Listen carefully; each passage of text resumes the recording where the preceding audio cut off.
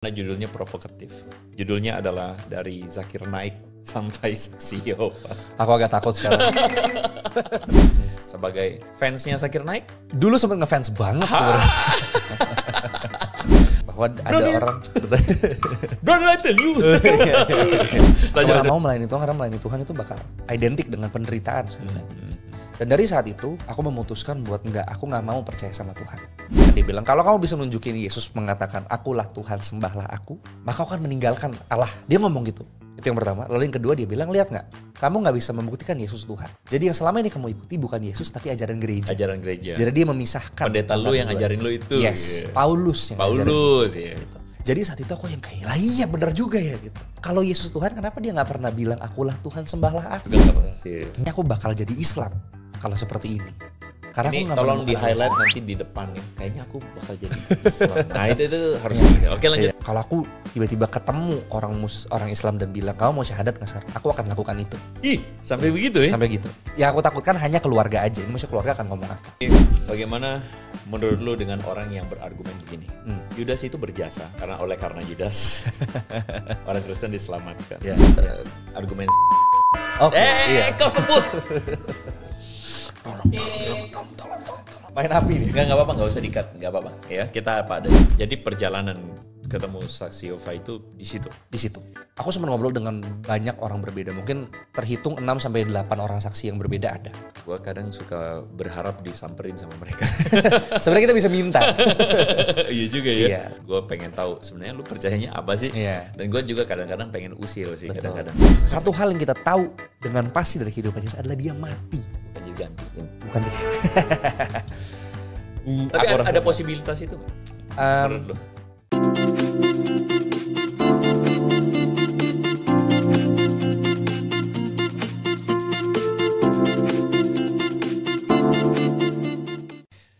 Selamat datang di channel Andre Tunggal. Dan kali ini Anda sedang menyaksikan satu format yang unik, yang sebenarnya nggak selalu muncul setiap minggu teman-teman. Tetapi format ini jadi format yang sebenarnya mungkin menjadi penyeling yang baik. Karena daripada kita tegang, kayaknya uratnya gimana tegang terus ya. Kita perlu lemesin dulu. Dan kali ini teman-teman, kita sedang ketemu dengan seorang teman. Gue mengundang seorang teman, Darren Christopher. Thank you. Tepuk tangan dulu. Thank you. Oke. Anda membuka video ini mungkin karena Anda kepo. Kenapa kepo? Karena judulnya provokatif. Judulnya adalah dari Zakir Naik sampai Saksi Yehova. Aku agak takut sekarang. Oke, sebelum kita ngomong lebih lanjut ya, karena sebenarnya penonton gua, subscriber gua kan ya lu udah tahu sedikit lah ya. Dan memang subscriber yang atau orang-orang yang nonton konten-konten gue ini adalah orang-orang yang sebenarnya sangat familiar dengan seorang Zakir Naik, sangat familiar dengan Saksi Yehova. Dan Darren ini kenapa gue angkat? Karena dia punya sebuah kisah yang cukup menarik. Sebagai fansnya Zakir Naik, Dulu sempet ngefans banget sebenarnya. Oke, kita jangan masuk ke main course dulu. Kita harus masuk di appetizer Iya. dulu ya. Jadi supaya meningkatkan appetite-nya orang, Iya. pengen supaya nonton. Iya. Darren, please introduce yourself. Oke. Halo guys. Aku Darren. Aku sebetulnya baru lulus kuliah. Gak nyangka kan? Baru lulus kuliah 2 Gak nyangka bulan kan? lalu. Ah. Mukanya tua banget emang kayaknya. Coba. Oke.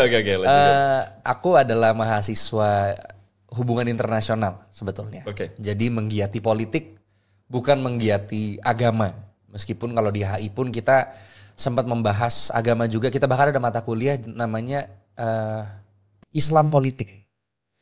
Politik Islam atau Islam politik? Islam politik. Jadi kita itu mempelajari, kita nggak sedang bilang bahwa agama Islam itu sebatas politik aja. Tapi kita membahas bagaimana agama Islam itu dieksploitasi oleh orang-orang menjadi alat politik itu. Oke, Gitu. ulang ya.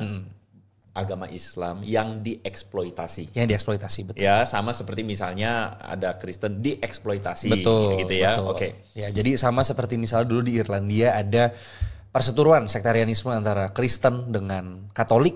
Nah, Protestantisme dengan Katolik, Katolik. dan ini- itu menjadi kayak isu di mana kamu musuh saya karena Betul. kamu Katolik Betul. atau kamu Protestan. Ya, itu jadi political issue kan. Sama sekarang gimana kita melihat misalnya di Afghanistan di Irak, bagaimana agama Islam itu berubah dari kepercayaan menjadi sebuah narasi ataupun alat yang dipakai untuk memberikan mau melakukan polarisasi. Betul.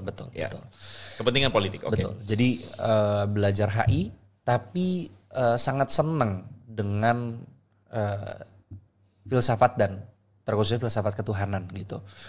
Jadi aku sekarang sampingannya adalah aku sambil ngerintis YouTube channel juga. Masih kecil, jadi thank you banget kok Andre udah mau ngelirik ke sini ya. Gitu. Oke, jadi Darren Christopher ini punya channelnya sendiri dan teman-teman silakan kepoin Darren Christopher di YouTube. Ya, Darren Christopher. TikTok belum ya? TikTok belum, tapi ada Instagramnya baru buat. Instagramnya baru buat. Ya. Nanti sama Yubik. belum. Langsung masuk ke sana ya. Belum dipicing ya. Oke, jadi teman-teman, gue sebenarnya sudah tahu atau notice Darren Christopher ini karena gue cukup ikutin sebenarnya perbincangan atau diskusi yang sampai pada pembicaraan yang kayak canggih-canggih gitu teman-teman ya. Canggih-canggih itu kayaknya ya membicarakan filsafat ketuhanan, anggaplah begitu ya. Sebenarnya Tuhan itu gimana gitu. Nah itu tuh gue cukup ikutin tipis-tipis, meskipun tidak banyak gue bahas di channel pribadi karena kayaknya mungkin bukan pada segmennya. Tetapi nama Darren Christopher ini tiba-tiba muncul karena dia undang seorang waktu itu William Lane Craig. Kalau mau googling silakan, tapi nggak apa-apa juga. Jadi membicarakan itu, jadi gue lagi lihat nih, ini ada orang Indo kayak begini gitu kan ya. Karena jarang banget orang Indo, mungkin let's say anak muda ngomongin begini dengan tertarik dengan hal yang kayak gini. Ya biasanya hal-hal yang kayak receh-receh orang suka gitu ya. Tapi ini kayaknya boring banget sih lu ngomong ini gitu. Nah jadi tanpa entah bagaimana gue percaya bahwa Tuhan membimbing dan kemudian mempertemukan kita di sini. So thank you. Thank you. Aku yang thank you kok. Thank you. Sesuai judul. Zakir Naik. Ya. Oke, maaf ya kalau misalnya ada yang fanboy Zakir Naik banget ya. Mungkin Anda bertopi Ducati suka Zakir Naik, ya nggak apa-apa juga gitu ya. Tapi boleh jelasin nggak, maksudnya Zakir Naik itu jadi bagian dari hidup seorang Darren Christopher. Bagaimana tuh? Ceritain dong. Mungkin aku harus cerita dari awal ya. Dan ini mungkin perdana karena aku nggak pernah ceritain di depan umum kayaknya. Jadi ini cukup personal. Terima kasih karena sudah mau diliput. Oke, gue senang banget. Nanti gue traktir lo. Oh, terima kasih. Oke, lanjut. Jadi enak kayaknya. Aku lahir dari latar belakang keluarga Kristen. Jadi dari dulu emang selalu ke gereja, nggak pernah enggak. Tapi mungkin karena produk lingkungan atau mungkin karena produk intuisi aja. Aku dari kecil itu sangat suka dengan cerita Alkitab. Jadi dulu aku punya komik-komik atau buku bergambar Alkitab, aku senang banget. Ada something yang menyenangkan aja dari cerita-cerita itu. Tapi ada satu hal yang bikin aku nggak nyaman dengan kekristenan, dan itu adalah fakta bahwa di Perjanjian Baru ada perubahan drastis mengenai figur Tuhan. Tone-nya beda banget. Dulu Tuhan dianggap sebagai sosok yang firm, yang kuat. Kan? Tapi di Perjanjian Baru tiba-tiba Tuhan tuh direduksi menjadi sesuatu yang sangat lemah. Dan aku melihat saat itu ya, aku maksudnya memahami kekristenan, kalau kita mau jadi orang Kristen yang sungguh-sungguh, maka kita harus menderita. Dan dulu kan narasi kiamat tuh kuat banget. Betul. Kalau menjadi orang Kristen sungguh-sungguh harus menderita. Iya. Itu kesadaran itu muncul di usia berapa?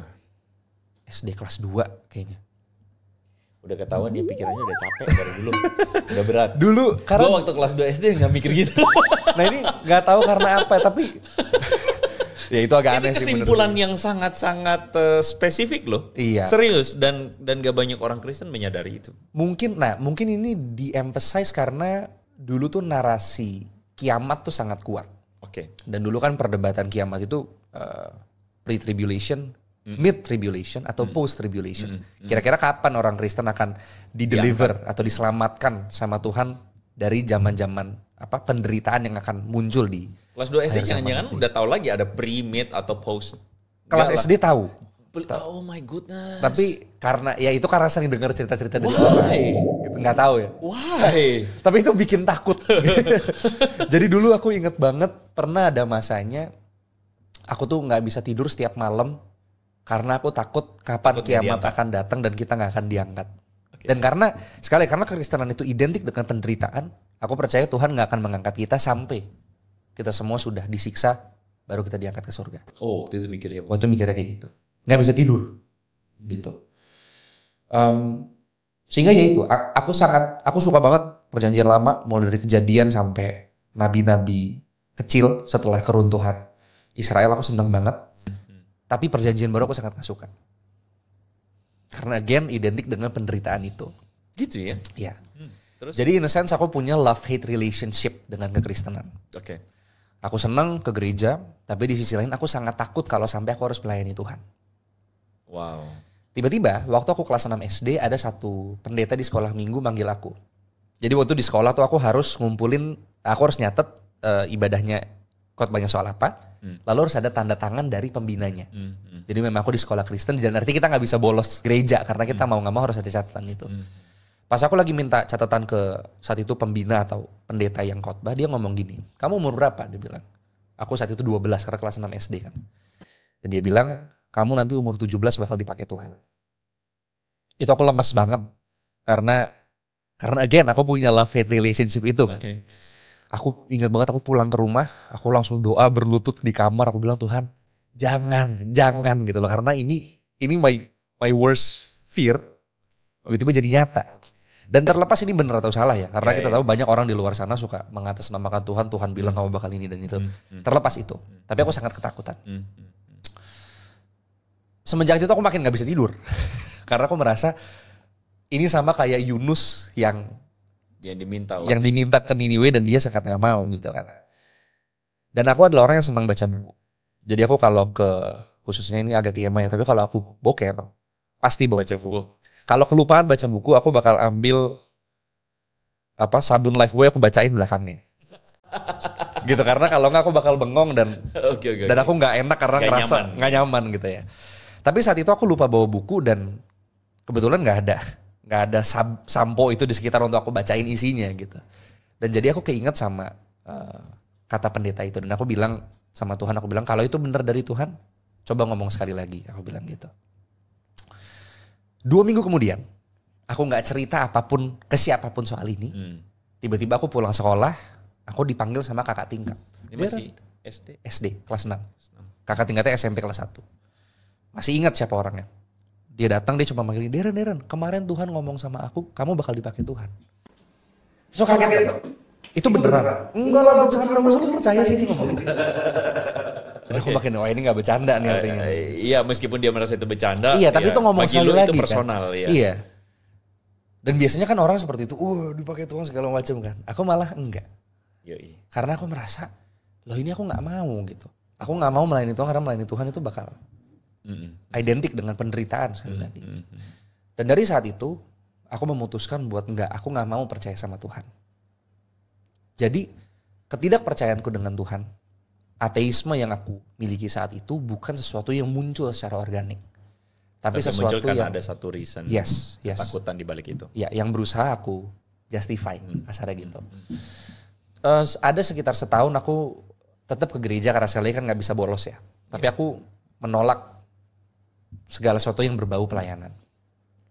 Sampai aku ketemu sama guru agama, dan guru agama punya aku gak ngerti kenapa dia tuh seneng banget ngajakin orang pelayanan. Aku sampai taraf gak nyaman gitu, karena aku merasa ini tuh semua disetir oleh tangan dari surga untuk masuk ke SMP yang mulai pelayanan. Dan saat itu sebelumnya SMP gak ada mulai pelayanan sama sekali. Tapi pas aku naik ke SMP itu setahun kemudian setelah aku dengar kata-kata pendeta ini, tiba-tiba datang guru agama yang gencar pelayanan. Oke.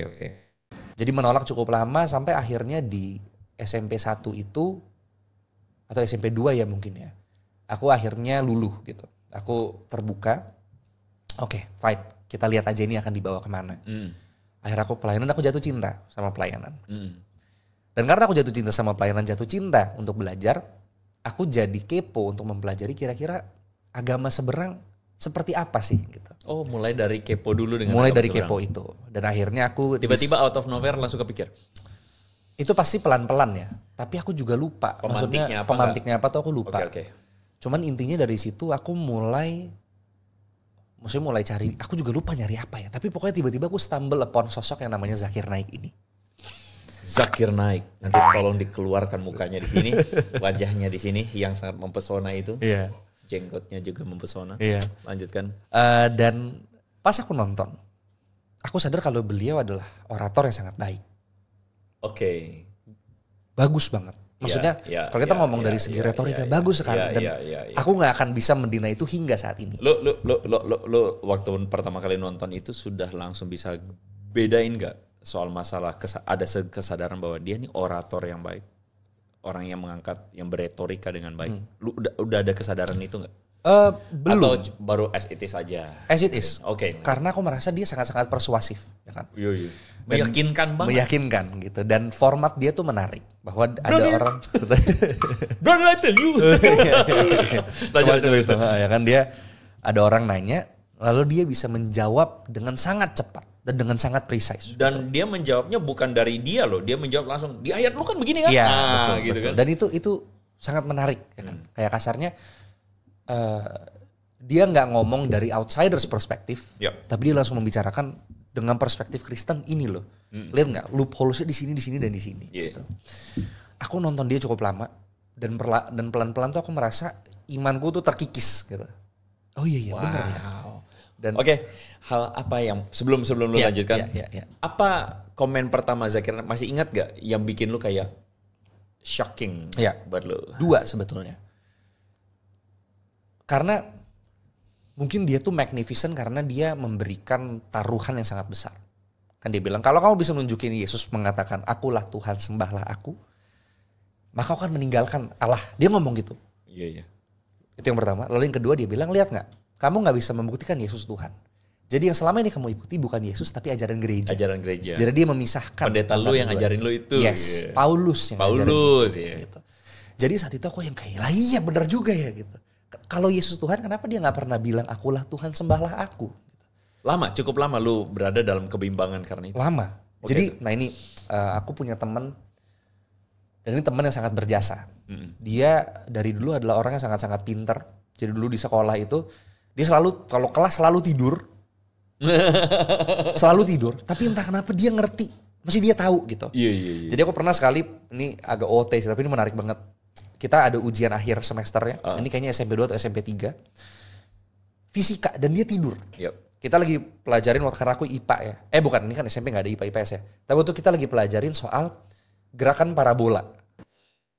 Iya, jadi gerakan kalau kita lempar barang tuh gerakannya pasti akan seperti ini. Dan aku tuh gak paham rumusnya seperti apa. Lalu tadi dia simpel gitu, dia jelasin di rumah, ini ada 2 pen. Satu pen aku jatuhin, satunya aku sentil dari meja dengan ketinggian yang sama. Jadi bobotnya sama, jenisnya sama, ketinggiannya sama. Ini pasti akan jatuh berbarengan. Dan benar, satu disentil, satu dijatuhin, jatuhnya barengan. Lalu dari situ dia jabarin rumusnya kenapa bisa seperti itu gitu. Jadi orang sangat pintar. Dia jelasin dengan sederhana menurut lu ya. Iya, dan dia sangat-sangat filosofis. Dia reform waktu itu. Oh iya. Iya. Dan aku banyak men-challenge SMP nih. SMP.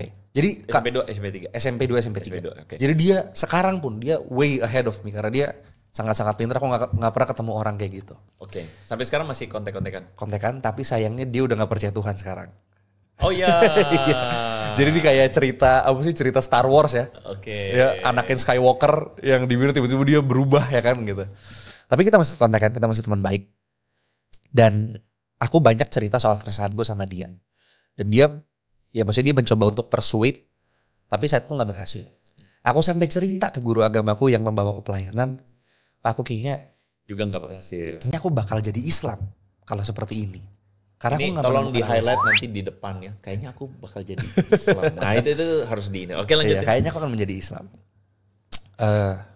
Sampai akhirnya aku bener-bener di ujung tanduk. Ini orang tua gak tahu. Orang tua sama sekali gak tahu. Aku di ujung tanduk dan aku bener-bener merasa yang kayak kalau aku tiba-tiba ketemu orang Islam dan bilang kamu mau syahadat gak sekarang? Aku akan lakukan itu. Ih, sampai begitu ya? Sampai gitu. Ya aku takutkan hanya keluarga aja. Ini maksudnya keluarga akan ngomong apa? SMP nih? Ini SMP kelas 2. Dalam loh. Dalam. Oke lanjut. Karena lingkungannya. Tapi waktu itu aku lupa karena apa ya. Aku pas lagi jalan ke sekolah kayaknya. Atau pulang sekolah gitu. Aku sadar ini pilihan besar yang bakal aku ambil gitu. Dan ini bukan, maksudnya ini pilihan yang nggak main-main. Iya. Ya Karena kan? konsekuensinya panjang nih. Konsekuensinya panjang. Dan maksudnya manusia itu tidak harus mengalami sakit parah, tidak harus kecelakaan, ya kan? Tidak harus kakinya hilang karena kepotong eskalator misalnya. Tapi satu hal yang pasti dialami manusia adalah kematian itu. Sehingga harusnya kita concern setelah kematian tuh ada apa. Makanya aku nggak paham sama orang yang bilang ya gue nggak peduli sih habis kematian ada apa. Karena harusnya itu yang kita concern, ya kan. Kalau Tuhan ada, ya kita harus mempertanggungjawabkan kehidupan dia ke dia. Kalau Tuhan nggak ada, kita hidup sebebas-bebasnya, ya kan. Dan jadi aku menyadari kalau aku mau convert itu sesuatu yang sangat besar. Dan aku sadar aku udah tahu, aku udah dengerin banyak tapi aku belum belajar soal kekristenan itu sendiri. Ngomong soal frekuensi dong, dengerin Zakir Naik berapa sering? Tiap hari ada kayaknya. Tiap hari ada kayaknya. Tapi gitu ya? Makin ke akhir makin jarang karena agak takut. Bentar, itu berapa tahun lalu? SMP berarti? Aku sekarang 22. Aku SMP 13 atau 14. Jadi 7-8 tahun. 7 sampai 9 tahun. 9 tahun lalu, which means sekarang 2025. 16. Ya 2017, 2018 lah ya, kira-kira segitu. Itu momen 2017-16 itu waktu gue juga mulai nonton Zakir Naik. Oke. Jangan-jangan pengen mualaf juga waktu itu. Untungnya, tapi gue tidak secanggih lu berpikir sih waktu itu. Waktu gue nonton Zakir Naik itu gue lihat, iya juga ya gitu ya. Cuman waktu iya juga itu terus kemudian gue pikir, gue bisa jawab nggak nih ya? To be honest ya, waktu itu even though gue sudah tahu what is apologetics, tapi ketika melihat seperti itu gue gamang juga. Wah, itu momen dimana gue memutuskan juga untuk gue mesti belajar lagi. Oke, lanjut. Itulah maksudnya titik baliknya ya. Aku jalan pulang, aku menyadari oke, perlu belajar. Lalu aku doa sama Tuhan, aku bilang, Tuhan tolong aku bakal coba belajar kekristenan. Dan aku pengen tahu apakah ini memang yang paling benar atau tidak. Sudah mulai berinteraksi nggak dengan Islam di luar Zakir Naik misalnya? Dulu aku sempat tahu selain Zakir Naik itu ada orang-orang kayak namanya Mufti Meng. Mufti Meng. Ada yang namanya Yusuf Estes. Iya. Yusuf Estes. Itu zaman jebot nih. Iya. Iya. Ada yang namanya Syabir Ali. Ya, Syabir Ali. Syabir Ali itu bagus loh. Syabir Ali jauh lebih bagus. Bagus. Dibandingkan Zakir Naik. Betul. Iya, lanjut. Iya, jadi saat itu udah tahu, tapi memang yang paling memikat secara retoris adalah Zakir Naik. Iya. Jadi akhirnya aku memutuskan untuk Islam is definitely an option saat itu. Tapi aku perlu tahu dulu apakah yang ini bagus atau enggak. Iya. Ya kan? Sama kayak kasarnya kita perlu mau nggak mau kita harus comparison. Dan akhirnya aku stumble upon banyak apologies, mulai dari orang-orang seperti dari yang aku sebut saja dari yang paling low hanging fruit seperti David Wood, ya kan, sampai yang lebih tinggi seperti William Lane Craig, ya kan, sampai orang-orang misalnya seperti Nabil Qureshi, Ravi Zacharias, ya kan, sampai orang-orang seperti Alvin Plantinga, Joshua Rasmussen dan segala macamnya, itu semua aku pelajari dari situ. Yang bilang SMP. SMA.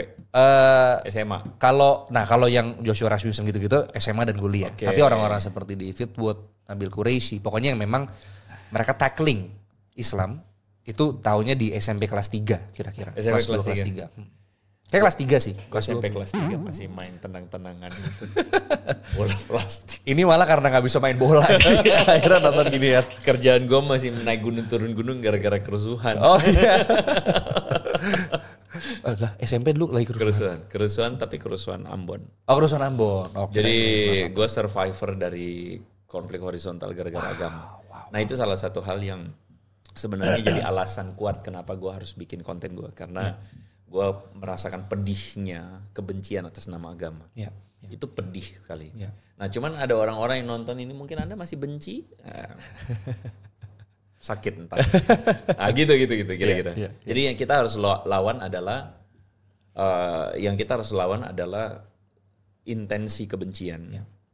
Dan bagaimana orang mau terus-menerus kemudian menggunakan agama itu untuk pakai cara agama untuk kemudian menciptakan polarisasi yang buruk. Ya. Ya lanjut. Ya. Gitu. Jadi akhirnya di sana aku menyadari bahwa William Lane Craig itu punya ministry namanya Reasonable Faith. Jadi iman yang masuk akal. Jadi William Craig itu suka dianggap bukan sesat ya, tapi orang tuh kayak kok gini sih gitu. Karena apa? Karena dia sangat mempertimbangkan rasio. Jadi dia tidak akan bilang bahwa gimana ya, dia akan bilang sih, tapi ini aku coba jabarin pola pikir dia yang aku pahami ya. Dia akan mengatakan bahwa iya benar, Islam punya good points. Iya benar, Yudaisme punya good points. Iya benar, Buddhism punya good points. Tapi mana yang paling masuk akal? Mana yang paling reasonable? Dan dia berhenti di kekristenan. Dia tiba di kekristenan. Dan itu approach yang aku miliki saat ini. Jadi aku setuju sama yang Andre bilang tadi. Aku dulu tinggal di Tangerang, semua isinya Cindo Kristen atau Cindo Buddhis. Aku capek banget, ya kan. Tapi pas ke Bandung, jangan di spill bro daerah apa. Jangan di spill ya. Itu nggak boleh. Ya, jadi itu cut aja ya. Mending jangan. Enggak, Tangerang nggak apa-apa. Tapi daerah mana nggak usah. Ya. Tadi aku sebut nggak daerah mana? Enggak, lu bilang Tangerang doang. Tangerang doang. Oke, lanjut. Iya. Tapi kalau ngomong Cindo Kristen orang udah tahu sih. Enggak lah, masih ada banyak opsi. Iya, tapi aku ya frankly enough, aku capek tinggal dalam bubble. Waktu aku ke Bandung, aku ketemu dengan orang-orang yang diverse. Bahkan my best friend saat ini adalah orang-orang Islam.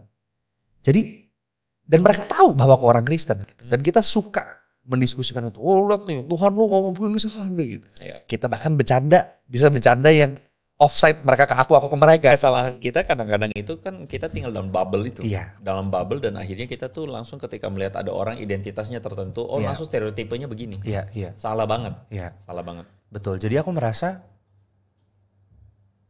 kita perlu foster, perlu merawat perbedaan. Karena sekarang kita banyak ngomongin kesatuan tapi kita lupa binekanya itu. Bahwa memang kita beragam. Dan kesatuan kita itu dianggap homogen mesti. Iya, betul. Tapi kan ya aku sepakat bahwa ada hal-hal yang benar bermanfaat dari Islam dan kita nggak bisa nafikan itu, ya kan? Dari Yudaisme, dari Buddhism, dari apapun itu, gitu. Tapi disagreements, ya kan? Perbedaan itu natural course of things aja, akan selalu seperti itu. Kalau ada orang teman aku Islam mengatakan Yesus bukan Tuhan dan aku bilang Yesus Tuhan, itu nggak mungkin dua-duanya benar, kebayang nggak? Antara dia benar salah atau satu aku benar, dua-duanya. Iya betul. Gitu. Jadi aku beranggapan bahwa Christianity untuk aku saat ini adalah yang paling reasonable. Dan aku mengatakan ini with all due respect kepada orang-orang di luar sana. Dan inilah yang aku merasa kenapa Zakir Naik berjasa untuk aku. Karena pada akhirnya aku jadi bisa belajar dan aku tahu, oh ternyata apa yang dia katakan tuh gak necessarily benar. Jadi bagaimana menurut lu dengan orang yang berargumen begini? Dengarkan ini baik-baik. Yudas itu berjasa. Karena Yudas orang Kristen diselamatkan. Karena kan Zakir Naik berjasa buat lu.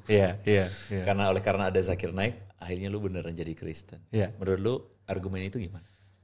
Aku merasa kita harus bisa. Ini di luar skenario. Di luar skenario. Tidak ada skenario sebenarnya, tapi tiba-tiba gue kepengen usil bertanya ini. Siapa yang bertanya? Tolong jelaskan di kolom komentar siapa yang bertanya kayak begitu ya.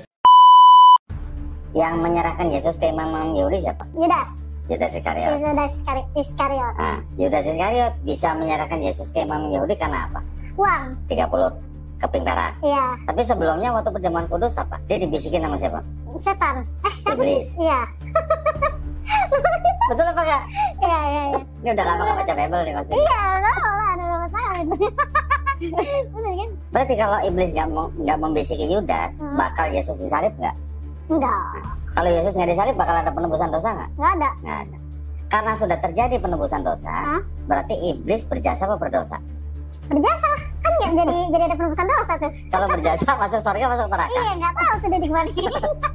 Berarti kalau gitu iblis, Yudas, imam Yahudi, Pontius Pilatus, sama tentara Romawi, yang semuanya nih nyalib Yesus di atas kayu salib, ini mereka semua berjasa apa berdosa? Kalau tujuannya untuk dosa, untuk menebus dosa, berarti dia berjasa. Berjasa dong. Berjasa. Karena tujuannya kan untuk menebus dosa. Yudas berjasa atau berdosa? Karena katanya karena Yudas misalnya nggak salibkan Yesus, akhirnya ya. Jadi Yudas mesti berjasa. Nah ini pada konteks tiba-tiba lu ngomong Zakir naik. Berjasa nggak buat lu? Aku merasa kita mesti membedakan antara, ini karena kita ngomong dalam framework kekristenan ya. Di saat Yusuf dulu dijual sama kakaknya, lalu akhirnya dia malah menjadi gubernur. Dan dia menyelamatkan keluarganya itu dari kekeringan. Dan dia bilang, kalian, keluarga kakaknya, punya niat buruk. Tapi Tuhan mampu mengubahnya menjadi niat baik. Jadi aku merasa, ya ini kalau kita begini kita bakal ngomongin predestinasi, free will dan segala macamnya ya. Ada perspektif menarik namanya Molinisme. Dan dia mengatakan di mana Allah itu bekerja bahkan melalui kejahatan manusia untuk mendatangkan kebaikan atau menggenapi rencananya itu. Allah bekerja melalui itu tidak berarti bahwa Allah menginginkan itu. Oh iya betul. Dan tidak berarti bahwa dia sengaja menciptakan itu untuk tujuan itu. Betul. Ya. Betul. Kira-kira seperti itu. Gitu. Gue argumen si Dondi tadi. Iya. Kau sebut. Tolong. Main api nih. Enggak apa-apa, enggak usah di-cut, enggak apa-apa. Ya, kita apa adanya. Argumen orang itu si Bapak topi Ducati yang sebenarnya gue melihat dia sebagai manusia biasa, ya kadang-kadang lucu-lucu juga. Gue lihat mukanya gue pengen ketawa. Kan bagus toh, berjasa lah dia juga bikin gue ketawa. Argumen itu gue bilang adalah orang Muslim juga sering bilang bahwa karena membaca Bible lah akhirnya aku syahadat. Karena inilah makanya aku syahadat. Jadi Bible berjasa. Jadi Bible yang mereka anggap sebagai corruption sudah dikorup, diubah-ubah, itu berjasa. Nah kalau misalnya Bible itu diubah itu berjasa, ya sudah berarti balik lagi harus ada Bible dong. Iya betul. Oke, gue nggak mau pembicaraan ini lebih melebar dan sebagainya, tapi jadi Zakir Naik sampai di situ tuh. Sampai di situ, betul. Sebenarnya menurut lo ada nggak argumennya Zakir Naik yang sulit untuk dibantah? Dia pastinya memberikan banyak argumen ya. Cuman yang memang saat itu aku geluti adalah mengenai identitas Yesus.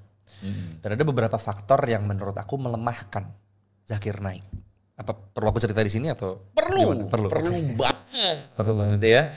Ini tentunya aku ngomong seperti ini supaya teman-teman yang Muslim pun bisa tahu bahwa ada opsi lebih baik daripada Zakir Naik yang lebih challenging. That's good. Syabir Ali, I respect him very much. Gue ngomong berulang-ulang di live-nya gue. Gue bilang Syabir Ali ini lebih berbobot, jauh lebih berbobot, dan dia jauh lebih humble. Betul. Jadi dulu Sokrates itu, kalau Yesus kan musuhnya orang-orang Farisi, musuhnya ya. Sokrates itu musuhnya adalah para sofis. Jadi orang-orang yang dibayar atau nggak necessarily dibayar, tapi mereka ikut berdebat menggunakan trik yang sangat cerdas hanya untuk terlihat menang. Tapi di saat kita dissect itu lebih dalam, maka nggak sepenuhnya benar juga. Nah makanya aku ngerasa aku sekarang mengelompokkan Zakir Naik ke dalam kelompok sofis itu, di mana dia bisa menggunakan banyak tools. Dia memang cerdas. Jadi menurut aku verbal IQ-nya sangat baik. Tapi itu nggak necessarily membawa kita kepada conclusion yang benar. Iya. Jadi yang pertama melemahkan Zakir Naik apa? Yang pertama karena aku nonton videonya Nabil Qureshi. Dia dulu adalah seorang Islam sekte Ahmadiyah kalau nggak salah. Ya Ahmadiyah ya. Ahmadiyah kalau nggak salah. Lupa, gue nggak. Oke. Dia menjadi Kristen. Dia dilatih oleh Ravi Zacharias dan dia udah meninggal di usia 34 atau 35 karena kanker. Dan dia pernah mengekspos bagaimana Zakir Naik itu ditanya oleh orang yang aku lupa soal evolusi. Dan dalam kurun waktu 5 menit dia menjawab ada 25 kesalahan faktual yang dia sebutkan. There's one thing about Zakir Naik that makes people really think that he knows what he's talking about, and that's when he's able to share facts randomly and very quickly from the top of his head in such a manner that makes you think, wow, he is a really intelligent man. But a friend of mine sat down and went through a 5-minute talk of his once, and in that 5 minutes, he was able to make over 25 mistakes. Dan aku yang kayak, oke, artinya mungkin orang ini di saat dia ditaruh depan panggung, dia belum tentu bisa menjawab, tapi karena dia punya otaknya sangat cepat. Dia bisa come up dengan hal-hal ini dengan sangat meyakinkan. Dia itu menurut gua lebih kepada menghafal jawaban-jawaban. Ya. Jadi memang kan dia kan berguru pada Ahmad Didat. Betul. Ahmad Didat itu juga ada pengalaman puluhan tahun. Dan formatnya sama persis. Formatnya benar-benar sama. Betul. Dan dia tuh kalau nggak salah berapa tahun ya? 4 tahun atau berapa tahun dia berguru intensif dengan Ahmad Didat. Iya betul. Itu faktor pertama yang melemahkan. Yang kedua yang melemahkan Zakir Naik adalah kenapa aku belum pernah melihat dia berdebat dengan peers dia. Dengan orang yang setara. Nah ini gak necessarily membuat apa yang dia katakan salah. Ya kan? Tapi menjadi sebuah pertanyaan, kenapa gak mau? Gitu. Itu kan it's a question. Iya. Kan gak ada 10.000 penonton katanya. Iya betul. Dia kan selalu ada. 9.000 apa segala macam. Dan sepengetahuan aku banyak yang ingin berdebat dengan beliau. Iya. Yang ketiga, standar akulah Tuhan sembahlah aku adalah standar yang sifatnya arbitrary. Artinya berasal dari dia aja gitu. Ya kan kayak di saat dia bilang kalau Yesus bilang akulah Tuhan sembahlah aku, maka aku akan meninggalkan Allah dan jadi Kristen. There is not a single unequivocal statement, not a single unambiguous statement in the complete Bible where Jesus Christ, peace be upon him, himself says that I am God, or where he says worship me. If any Christian can point out any unequivocal statement, any unambiguous statement from anywhere in the Bible where Jesus Christ, peace be upon himself, says that I am God, or where he says worship me, I am ready to accept Christianity today. Dia mengatakan demikian karena dia tahu nggak ada di Alkitab dan memang tidak ada di Alkitab. Aku rasa itu seperti yang dia mau. Seperti yang dia mau. Tidak ada seperti yang dia mau. Betul. Kan? Jadi menurut aku itu kita mesti bite that bullet, kita mesti berani gigit peluru itu kan, bahwa memang Yesus tidak pernah mengatakan verbatim, akulah Tuhan, sembahlah aku. Dia pernah mengatakan ke murid-muridnya, akulah Tuhan, tapi dia sebut kata Kyrios, ya kan, bukan kata Theos, gitu. Mungkin yang orang-orang inginkan adalah kata Theos itu. Memang tidak ada, tapi standar yang diberikan oleh Zakir Naik tidak harus kita terima. Kebayang nggak? Ya. Jadi kenapa kita baru bisa menerima keilahian Yesus kalau ia mengatakan verbatim seperti itu? Iya. Dan aku rasa bukti sejarahnya adalah memang murid Yesus di awal memahami bahwa dia adalah Tuhan. Mereka memahami itu. Dan mereka mati untuk itu. Nah aku merasa kalau ada yang mengatakan, ya kalian tahu dari Bible itu sudah dikorupsikan. Yep. Aku merasa itu klaim yang tidak berdasar. Karena untuk kita bisa mengatakan sesuatu itu palsu, kita harus tunjukin aslinya. Kita tahu celana itu KW karena logo Nike-nya bengkok, kayak celana Nike aslinya. Kalau dia mengatakan kita udah hilang semuanya, tapi itu sudah dikorupsikan, dia nggak bisa membuktikan itu, ya kan? Sementara menurut aku banyak hal yang Yesus lakukan, banyak hal yang Yesus katakan, yang dipahami oleh murid-muridnya sebagai dia adalah Tuhan. Atau setidaknya ya jangan bilang, let's say kita grant dia bukan Tuhan. Dia bukan nabi biasa. Gitu. Jadi itu beberapa hal yang menurut aku pada akhirnya membuat aku kayak, jadi dulu nih, setelah aku belajar, aku sempat ada masanya gak berani nonton Zakir Naik karena takut gitu. Yeah. Tapi sekitar setahun lalu aku mulai nonton lagi dan aku sadar, ternyata orang ini gak semenakutkan itu. Yep. Banyak orang lain, pendebat lain yang jauh lebih menakutkan. Seperti sekarang ada yang mirip tapi lebih berbobot Muhammad Hijab. Itu jauh lebih menakutkan daripada Zakir Naik. Ya kan? Yeah. Syabir Ali apalagi itu jauh lebih dia tuh kayak belut yang kalau ketangkep tuh kayaknya nggak bisa gitu. Dia selalu ada, sangat cerdik. Jadi pada akhirnya aku memutuskan kayaknya ada yang lebih baik. Oke. Ada satu hal yang gue mencoba untuk boleh nggak gue sedikit elaborasi? Boleh. Tapi tidak menempatkan diri lu sebagai seorang setiap kita berapologet. Tapi poin gue adalah, pernah berpikir nggak bahwa waktu lu bilang Zakir Naik itu kan menetapkan standar bahwa tidak ada ayat yang seperti dia mau Yesus itu menyebut dirinya Tuhan. Kalau memang Yesus itu Tuhan dan itu penting, kenapa ayat itu nggak ada? Dan maksudnya kan keberadaan siapa Yesus sebagai Tuhan itu penting. Betul. Penting banget. Betul. Lalu kenapa tidak ada ayatnya? Lu pernah waktu itu memikirkan itu? Pernah. Dan itu adalah pertanyaanku hingga saat ini. Karena logikanya adalah, jadi gini ya teman-teman. Aku sangat terbuka dengan, ada orang bilang nih, lihat nih, Lihat nih kan Alkitab ada kontradiksi di sini. Share, oke. Gitu. Lihat nih Yesus nggak pernah mengatakan share, oke, kita grant itu semua. Yep. Tapi sekali lagi alasan kenapa aku menjadi Kristen adalah reasonable, bukan karena kekristenan nggak ada pertanyaan yang masih misteri, tapi karena dia yang paling masuk akal, given what we know saat ini.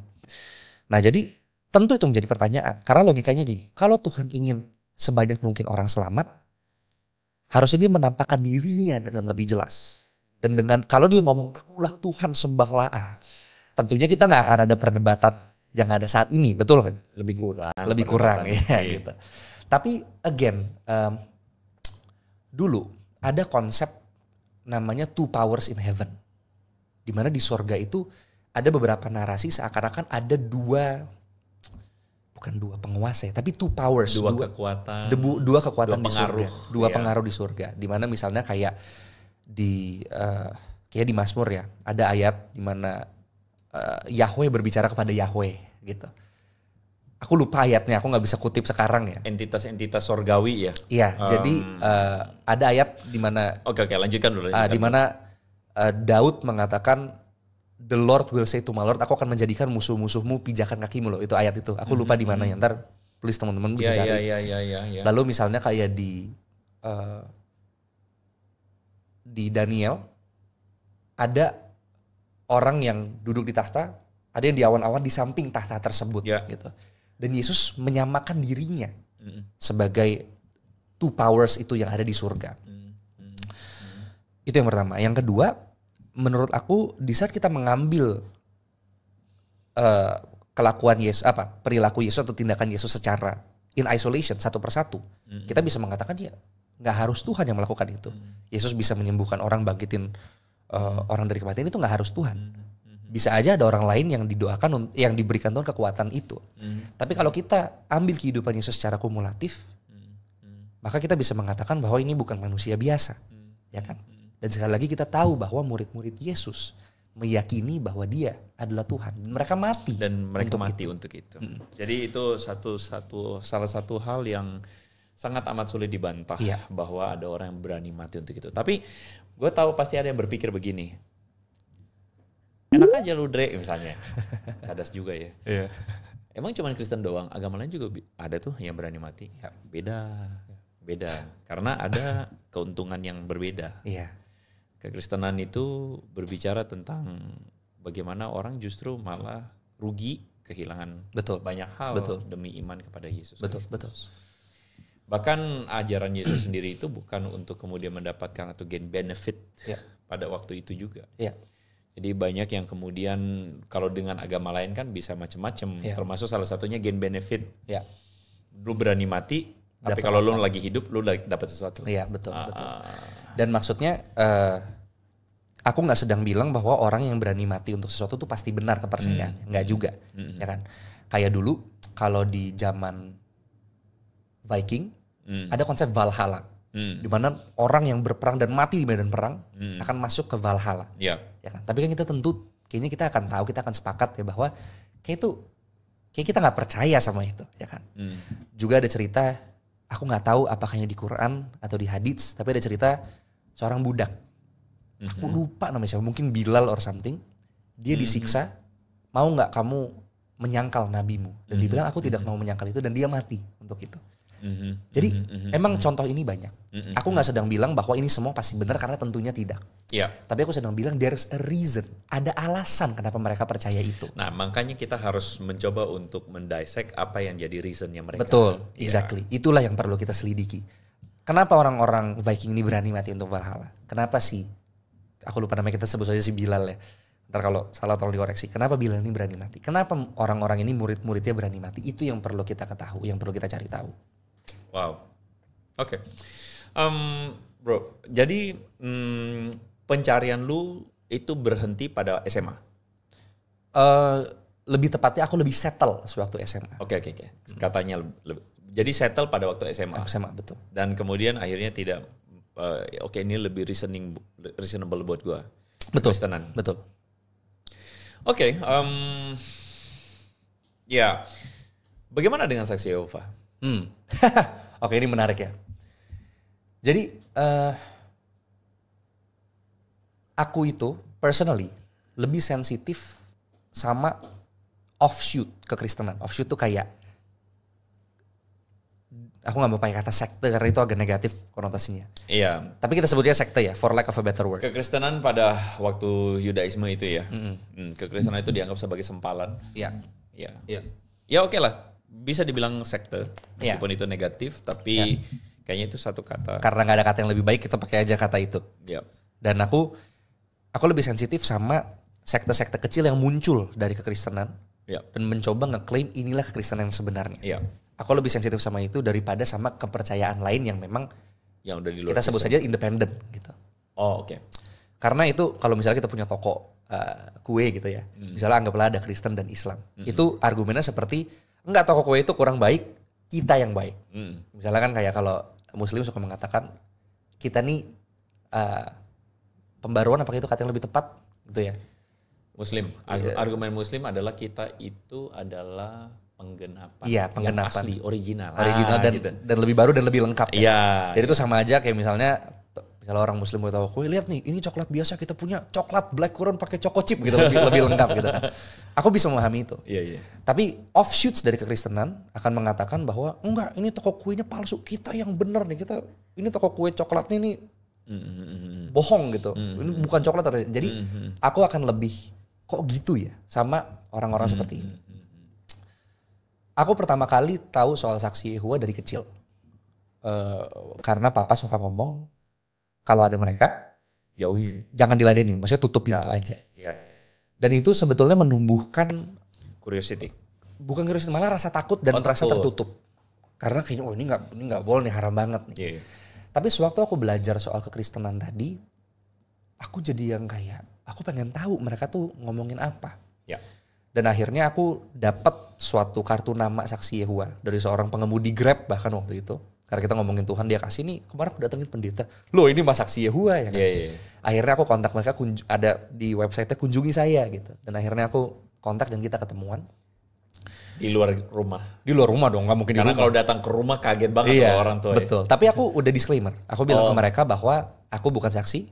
Aku gak mau kasih tahu rumahku, tapi yuk kita ketemuan di restoran atau apapun itu. Karena aku gak mau ngebohongin mereka juga kan. Iya. Aku ingat aku sampai bikin riset cukup panjang soal itu. Untuk aku persiapan, karena aku udah takut. Aku merasa, aduh ini kayaknya aku bisa tinggalin imanku lagi di sini ya kan. Oke. Karena yang aku dengar mereka semenyeramkan itu. Tapi sewaktu aku ketemu mereka, aku merasa ada banyak hal yang perlu kita concern, yang perlu kita aware dan pertimbangkan mengenai keyakinan mereka. Yep. Jadi buat teman-teman yang nggak tahu, saksi-saksi Yehova itu adalah orang Kristen yang mengikuti ajaran Arianisme kurang lebih. Ya. Yang mengatakan bahwa Yesus itu bukan Tuhan Yahweh, tapi dia juga bukan manusia. Jadi kalau kata temanku yang tadi di awal sangat-sangat pintar itu, Yesus itu digambarkan sebagai super mega being. Jadi entitas yang sangat hebat tapi tidak setara dengan Tuhan pencipta. Oke. Gitu. Ada banyak doktrin-doktrinnya, mulai dari misalnya nggak boleh minum kopi, mulai dari nggak boleh transfusi darah, sampai Yesus bukan disalib tapi dipasak, sampai Yesus itu adalah malaikat Mikael yang menjelma jadi manusia, lalu kembali lagi menjadi malaikat Mikael, sampai namanya kalau nggak salah anihilasionisme, ya, di mana orang setelah mati tidak akan disiksa selama-lamanya di neraka tapi hilang begitu saja. Jadi ada banyak dan aku merasa itu salah untuk aku, gitu. Jadi perjalanan ketemu saksi Yehova itu di situ. Di situ. Berjumpa, ngobrol, berlanjut. Aku sempat ngobrol dengan banyak orang berbeda. Mungkin terhitung 6-8 orang saksi yang berbeda ada. Oke. Sebenarnya sedikit OT juga ya.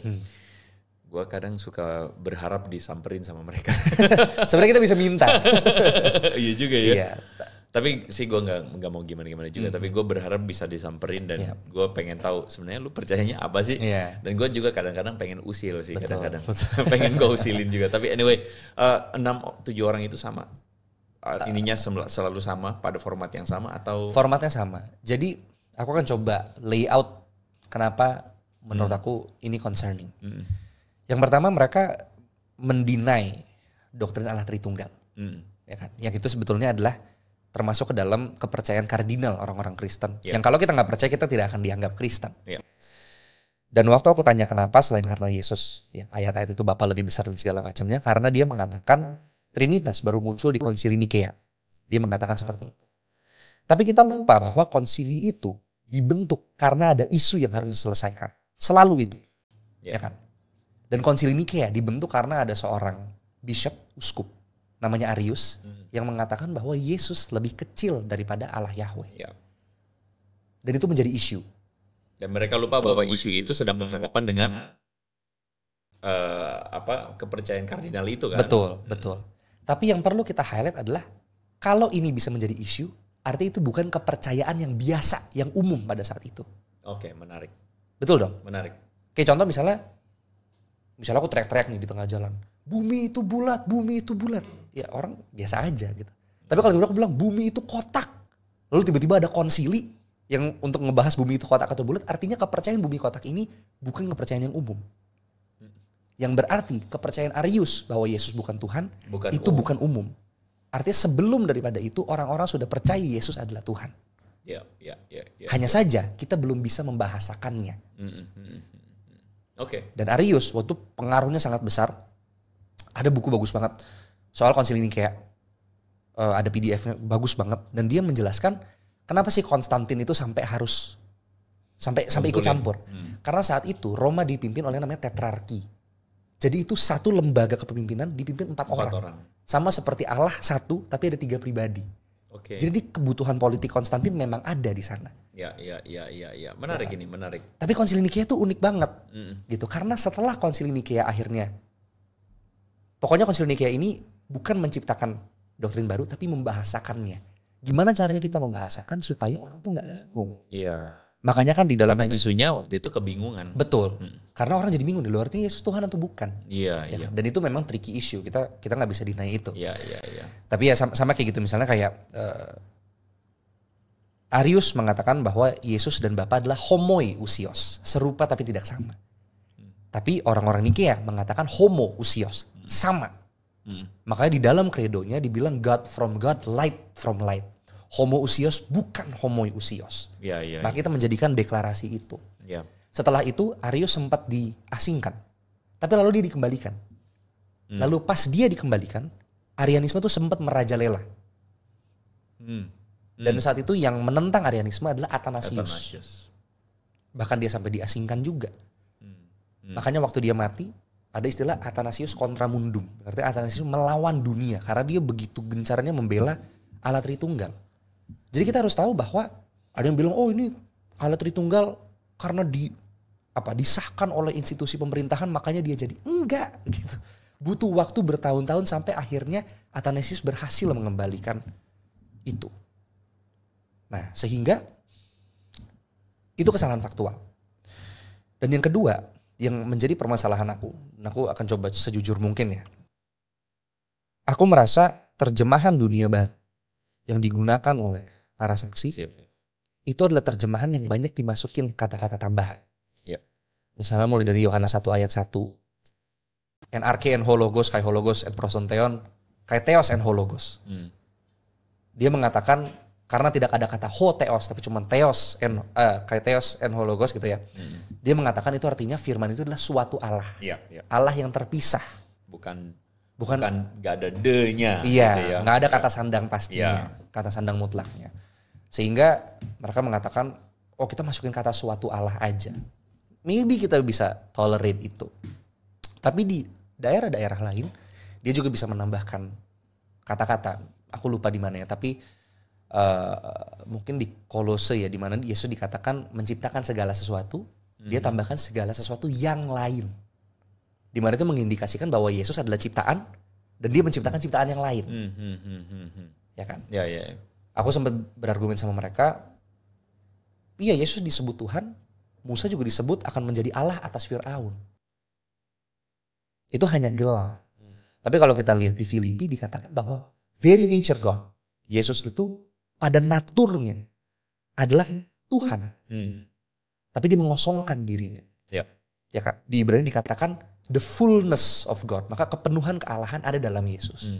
Maka kita tahu bahwa ya enggak gitu loh. Ini bukan hanya sekedar gelar aja. Wow. Ya kan? Yes. Dan aku pernah, ini aku mohon maaf harus ngomong seperti ini ya, semoga ini nggak menyinggung, aku ngomong ini purely akademik, dan ini pendapat aku, jadi kalau ada orang saksi di luar sana yang memperhatikan, aku harap ini mungkin akan tersinggung, tapi semoga bisa dipahami gitu. Bahwa aku harus disclaimer karena Indonesia ini agak rumit untuk membahasakan hal seperti ini gitu. Iya. Tapi Charles Russell, pendiri para saksi, itu dia aku lupa di Pennsylvania atau di Ontario, Kanada. Itu kan dulu Barat itu sangat-sangat Kristen ya. Yep. Jadi sewaktu ada orang yang berani mengatakan Yesus bukan Tuhan, dia bisa dituntut. Jadi waktu itu Charles Russell dibawa ke pengadilan, dituntut. Dan dia itu ditanya, kamu bisa bahasa Yunani gak? Bisa. Waktu ditunjukin, dia gak bisa baca satu kata pun. Ini ada, kalau mau link dokumennya aku ada. Oke. Ya, which means ini concerning kan gitu. Yeah. Kenapa bisa seperti ini gitu. Dan yang menurut aku paling menakutkan adalah bagaimana sewaktu kamu udah menjadi anggota dari para saksi, kita nggak dibiarkan untuk mencari dari sumber lain. Kita hanya boleh mengikuti tafsir-tafsir yang dari Watchtower Society sendiri, ini, ya. gitu. Dan aku mengatakan ini karena ini berbahaya. Karena kalau kita hanya dapat informasi dari satu sumber, yang pertama itu confirmation bias, ya kan? Yeah. Kita hanya mendengarkan apa yang menjustifikasi keyakinan kita. Dan yang kedua karena kalau sesuatu itu nggak pernah diverifikasi, kita nggak akan tahu itu kebenaran atau tidak. Yeah. Ya kan? Yeah. Misalnya aku bilang dalam kantongku ada duit Singapura 1 nih, tapi kita nggak pernah buka. Tapi aku suruh Ko Andre percaya aja, kita nggak akan pernah tahu. Alias ini tuh bisa aja mitos dan kita nggak akan tahu itu. Yeah. Nah aku merasa, terakhir nih, karena udah agak kepanjangan dikit. Aku merasa manusia itu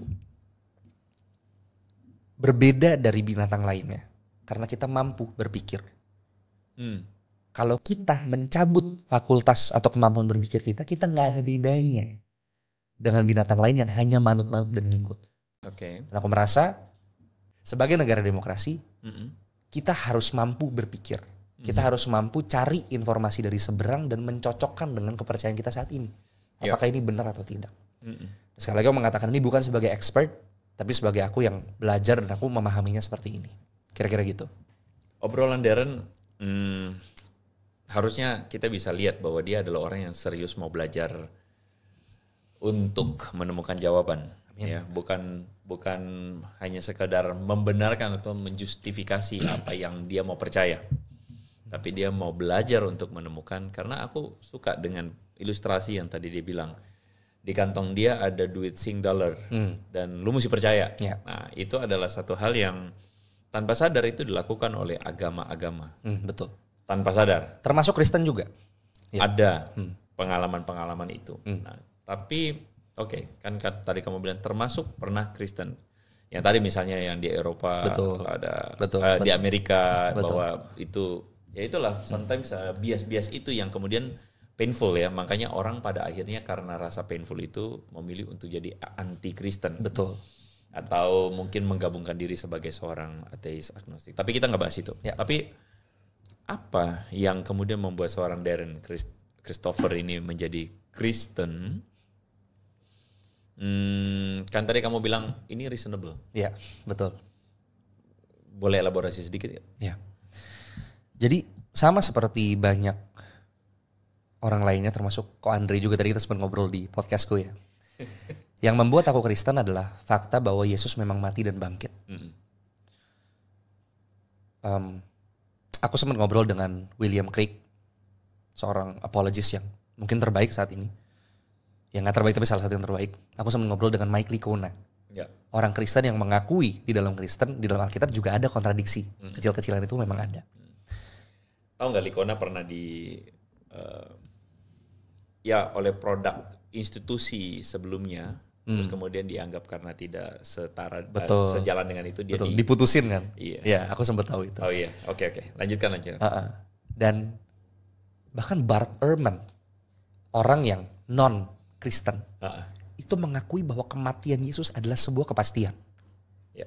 Satu hal yang kita tahu dengan pasti dari kehidupan Yesus adalah dia mati. Bukan digantiin. Bukan Tapi ada posibilitas itu nggak? Menurut lo? Aku rasa enggak, karena narasi Yesus digantikan, setauku itu ada di gospel-gospel apokrif. Aku lupa gospel apa. Apakah itu yang datang dari awal banget atau di abad pertengahan kan juga ada Injil Barnabas atau apa gitu. Injil Barnabas Itu setelah Islam. Setelah Islam. Mungkin sekitar 2 abad setelah Islam Injil Barnabas ya. 2 abad atau 1 abad lah begitu. Dan yang menceritakan Yesus digantiin sama Simon Kirene terus Yesusnya ketawa-ketawa itu Injil apa? Simon Kirene. Jadi ada ceritanya nih. Oke. Kan Yesus capek nih, ya kan? Lalu dia digantiin Simon Kirene kan. Tapi pas nyampe atas, tiba-tiba disalipin Simonnya. Lalu ada ceritanya Yesus itu gue pernah baca tuh. berdiri dari ujung gue lupa ketawa-ketawa. lupa juga tuh. Nah, kita perlu cek ya apakah itu dari mana. Cuman maksud aku kisah awal mulanya yang gue tahu Basilides. Basilides Jadi ya. ada Basilides seorang pengajar yang ngajarin itu kira-kira abad ketiga kalau nggak salah. Iya. Kalau nggak salah. Sebenarnya kalau kita ngomongin kemungkinan ya, for all we know mungkin aja ada ya kan. Tapi sekali lagi kita membicarakan mana yang paling reasonable. Mana yang paling masuk akal. Itu penting ya. Jadi teman-teman itu adalah hal yang penting. Iya. Ya. Oke lanjut. Jadi gue setuju sama pendekatan itu. Sejarawan itu jarang ngomong dengan pasti seperti ini, jarang. Iya. Tapi kalau kita bicara dari kemungkinan, maka yang paling masuk akal adalah Yesus memang mati disalib. Kalau kita memandang, karena beban pembuktian untuk membuktikan bahwa bukan Yesus, betul, itu kan way too heavy. Betul. Ya kan, karena kan memang narasinya Yesus disalibkan. Betul. Dan itu dikonfirmasi baik bukan hanya di dalam intra biblikal tapi juga di luar. Betul, exactly. Terkonfirmasi. Betul. Dan itu konsisten dengan narasi-narasinya. Betul. Kita sebut aja Yesus nggak perlu bangkit ya. Kita grant it for argument. Dia pasti mati. Itu sebuah kepastian. Karena ya kalau banyak ya maksudnya banyak orang melihat Four Gospels, kitab Injil itu sebagai ya udah bukan teks suci tapi teks sejarah. Dan semuanya mengatakan Yesus mati. Dan masing-masing ini memiliki sumber yang berbeda. Ya kan? Ada banyak papirus, ada sumber namanya Q dari Markus yang aku nggak paham itu apa, tapi intinya Markus nggak mengambil hanya dari Injil lain tapi dari sumber-sumber independen. Lukas pun juga sama. Q itu kan sebutannya para kritik teks. Iya. Ini sumbernya nggak kita ketemu. Iya, tapi memang ada sumber itu.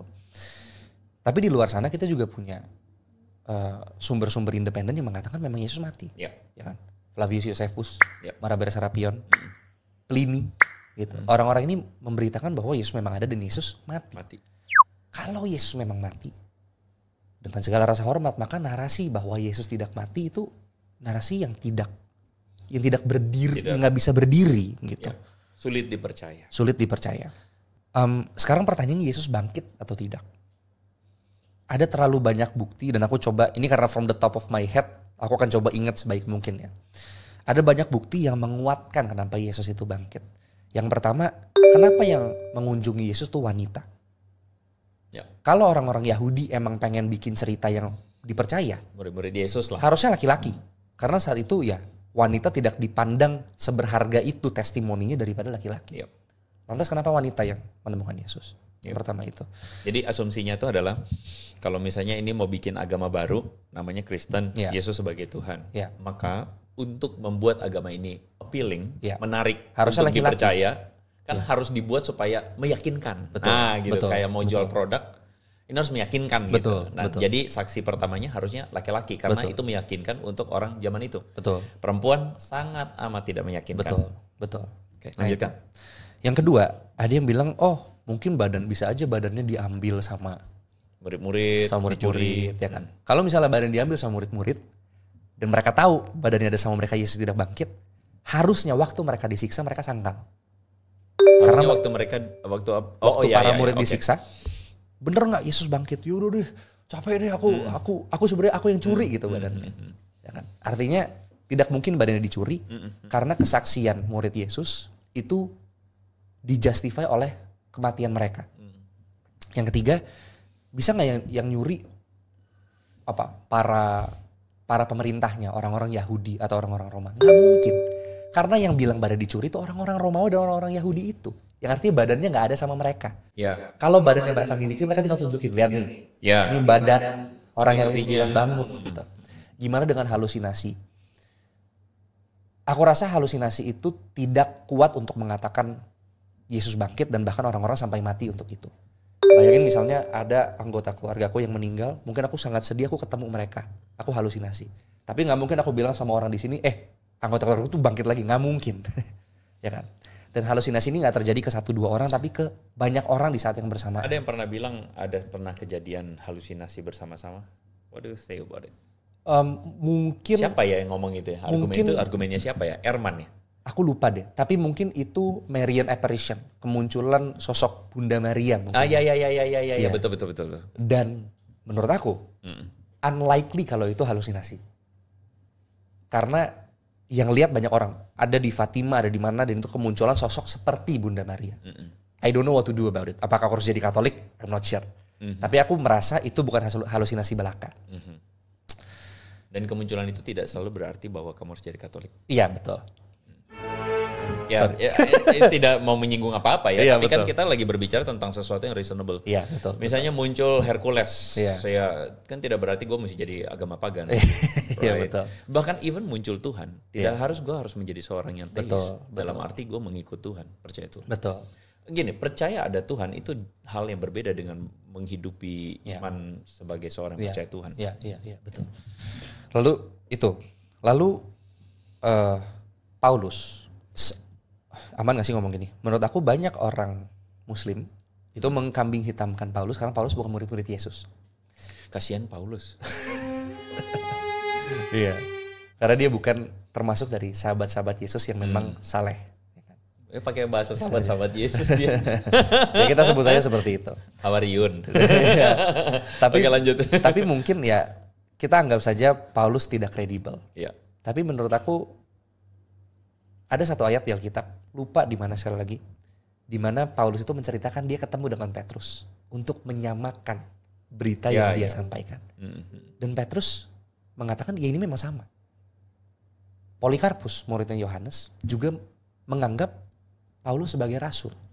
Kalau seandainya Paulus memang berbuat kebohongan, harusnya murid-murid setelah itu melihat nih Paulus nih ngaco nih. Tapi enggak, mereka sama-sama menjustify. Kalau Paulus itu kebohongan, maka sebelum 325 Nikea harus ada satu konsili untuk kemudian membanish apa yang Paulus bilang. Betul. Dan lagi pula dengan Paulus menuhankan Yesus, apa yang dia dapatkan? Yep. Dia orang Yahudi. Yep. Dia orang yang membantu merajam Stefanus saat itu. Ya kan? Kasarnya gini. Dia bilang Stefanus itu penyesatan. Artinya kan dia mau orang-orang Yahudi tidak sesat lagi. Yeah. Terus dia palsukan untuk apa gitu. Harusnya dia kembalikan lagi kepada akar Yahudi itu. Tapi bukan itu yang dilakukan. Dan Paulus memang mati di tangan orang-orang Roma. Dan itu kita ketahui. Sebagai akibat akusasi dari orang-orang Yahudi. Exactly. Yeah. Sehingga kita melihat bahwa kepercayaan gereja mula-mula terhadap kematian, kebangkitan, dan keilahian Yesus, it says something, it's saying something. Ada sesuatu yang perlu kita selidiki di sini. Kemarin Ko Andre sempat ngobrol sama Yadi. Yep. Yadi sebagai orang yang sangat skeptikal dengan Tuhan. Dia mengatakan bahwa ini argumen bagi kebangkitan Yesus, ini sangat kuat. Dia mengatakan seperti itu. Yep. Dan aku rasa, he said so. Iya, ada satu hal yang bisa kita pelajari dari gereja mula-mula. Bagaimana kekristenan itu tumbuh bukan melalui pedang, tapi dia tumbuh meskipun selalu ditodong sama pedang, kasarnya gitu. Iya. Dan aku pernah baca satu buku judulnya A Brief History of the Catholic Church. Yang nulis namanya Thomas Bokenkotter, bagus banget. Dan dia bilang, kekristenan itu miracle, bagaimana caranya dia menguasai bahkan sampai ke Roma. Pada akhirnya di tahun 300 Roma mengadopsi kekristenan jadi agama resminya. Itu kan gila. Yeah. Karena Roma ini udah berdiri mungkin ratusan atau ribuan tahun menyembah pagan. Atau masuk. Sementara agama ini selalu berusaha untuk dimusnahkan. Gitu. Jadi aku merasa dengan kita melihat semua ini, kita bisa belajar bahwa kebenaran kekristenan itu nggak bisa direduksi pada akulah Tuhan sembahlah aku aja, nggak bisa. Yes. Tapi kita mesti bisa melihat outcome ini. Dan kalau kita bisa melihat outcome ini, maka aku rasa kita bisa mengatakan mungkin saksi Yehuwa ada benarnya, mungkin Islam ada benarnya, mungkin Yudaisme, Buddhism ada benarnya. Tapi mana yang paling reasonable? Dan akhirnya aku tiba di sebuah conclusion bahwa Christianity yang paling reasonable. Gue suka loh konversasi ini. Suka bang. Thank you. Suka banget. Thank you, kok. Gue suka banget. Tadi ya kayaknya waktu juga udah mau selesai ya karena ya oke. Tapi tadi gue suka sebenarnya sebelum kita syuting ini kita syuting untuk kontennya Darren. Nanti teman-teman jangan lupa. Kayaknya siapa yang muncul duluan nanti ya. Either dia atau gue lah gitu ya. Tapi kalaupun dia udah muncul duluan kontennya, teman-teman boleh cekin. Itu ada satu pembicaraan yang bagus. Kenapa? Karena gue di situ. Oh bukan. NPD. Hati-hati dengan NPD ya. Nah jadi maksudnya pembicaraan ini menjadi sesuatu yang penting. Karena kita kembali atau kita mencoba untuk pangkas ya. Segala orang yang bilang iman Kristen nih, kita pangkas sampai pada intinya. Dan perjalanan gue adalah perjalanan juga mungkin kurang lebih mirip dalam hal kenapa mesti Kristen. Nah itu hal yang penting. Yang tadi gue bilang, kalaupun memang Yesus itu dia oke lah, dia Tuhan. Dia beneran, dia menampakkan diri lah begitu. Ya. Tadi kan gue sempat bilang bahwa itu tidak serta-merta membuat gue mau menyembah dia. Ya. Itu adalah hal yang penting. Kenapa? Karena tadi untuk memperlengkapi apa yang jadi Darren tadi ngobrol tentang there must be something. Dari semua fakta-fakta yang kita lihat kekristenan bertumbuh di awal, murid-murid yang kemudian mengikuti Yesus bukan karena motif-motif dunia, ya, tetapi ini kemudian berkembang dengan luar biasa sampai Roma ingin kemudian mengadopsi kekristenan. Buat gue ada satu hal yang bikin kekristenan itu menyala. Yaitu bagaimana ajaran Yesus yang apa adanya itu nggak perlu ditambah-tambah, menjadi sebuah ajaran yang kemudian sampai hari ini sangat relevan dan kita nggak menemukan celah di dalamnya. Itu bagi gue. Itu bayangkan selama abad pertama sampai sekarang apa yang Yesus ajarkan itu menjadi sesuatu yang masih works sampai hari ini dan itu adalah pilihan yang sangat logis dan rasional untuk diikutin. Itu untuk memperlengkapi apa yang Darren katakan. Betul. Sejauh ini ya. So teman-teman kayaknya sudah selesai podcast kita. Thank you Darren udah mampir dan doakan teman-teman. Darren ini termasuk salah satu yang bikin gue amazed. For sure jangan bilang gue mau mendewakan dia, bukan, tapi NPD. Gue tetap menuhankan Kristus dan gue melihat bagaimana karya Tuhan juga dalam hidup anak-anak Tuhan, termasuk Darren salah satunya. Keep the good work bro. Terima kasih. Ya, gue percaya bahwa kesaksian dia, apa yang dia sampaikan juga itu menjadi berkat buat teman-teman. Jangan lupa di subscribe channelnya Darren Christopher. Jangan lupa di follow. Jangan lupa juga didukung, di support. Di situ kalian akan temukan hal yang gue gak bisa masuk di channel gue. Ya, kenapa gak bisa masuk? Karena gue bikin begitu gak laku. Masing-masing kita soalnya memang punya niche sendiri. Tapi gue percaya bahwa yang kayak begini akan jadi masa depan. Ya, karena nanti akan ada masa bahwa Andre Tunggal juga pasti lewat. Ya kan, karena kan ya kita cuma hanya manusia biasa, kita hanya mortal ya, kita manusia mortal. Tapi gue berharap bahwa kemudian salib Kristus itu terus bercahaya dan menyala dalam layanan kita berdua. Ya, doakan juga dia bisa gabung sama Yubik. Ya, ini tergantung ya. Yaudah teman-teman, kita ketemu lagi di konten berikutnya teman-teman ya. Ya udah biasanya gue bilang make it simple, make it meaningful. Silakan. Tahu nggak kenapa?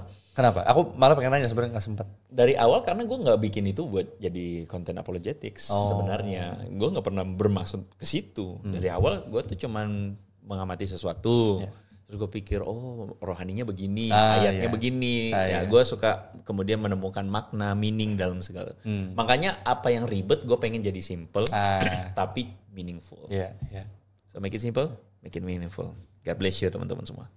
Thank you.